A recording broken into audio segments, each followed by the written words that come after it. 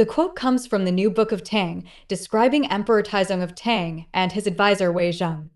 The emperor said, "Using bronze as a mirror, one can correct their attire. Using history as a mirror, one can understand the rise and fall of dynasties. Using people as a mirror, one can see one's own gains and losses. I once kept these 3 mirrors to guard myself against errors." In essence, the 3 mirrors refer to bronze, literal mirror, for correcting one's appearance; history, the past, for learning the patterns of success and failure; people, advisors, or others, for reflecting on one's own actions and decisions. It promotes self-awareness, humility, and learning from others and the past to better oneself and govern wisely. The 3 mirrors of the king.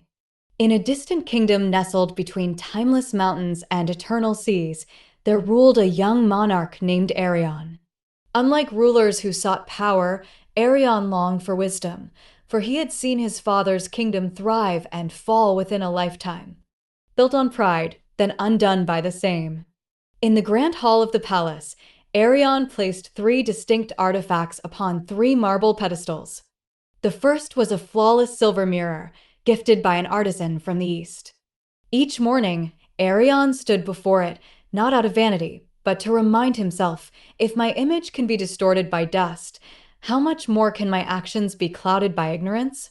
He believed that just as he corrected his outward appearance, he must constantly examine and adjust his inner thoughts. The second was a worn leather-bound chronicle, filled with stories of past kings and fallen empires. Arion read from it every evening. Arion. Some rulers built towers to the skies only for them to collapse beneath arrogance. Others brought peace through patience and war through impulse. From these pages, Arion learned that time did not repeat itself. But it rhymed. If I ignore the past, he would whisper, I surrender the future.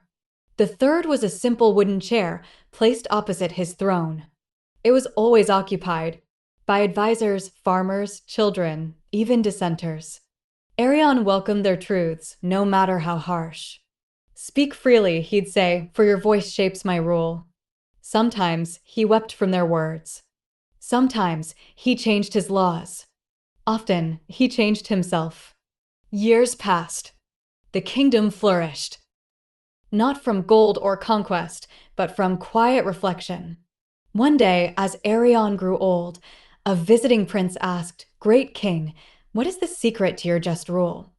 Arion smiled and pointed to the 3 symbols, a mirror, a book, and a chair. Correct yourself, he said, by seeing clearly. Correct your path by remembering deeply. Correct your course by listening humbly. These are the mirrors I have kept, not to see the world, but to see myself within it. And so, the prince returned to his own land, not with armies, but with wisdom and 3 empty pedestals waiting to be filled.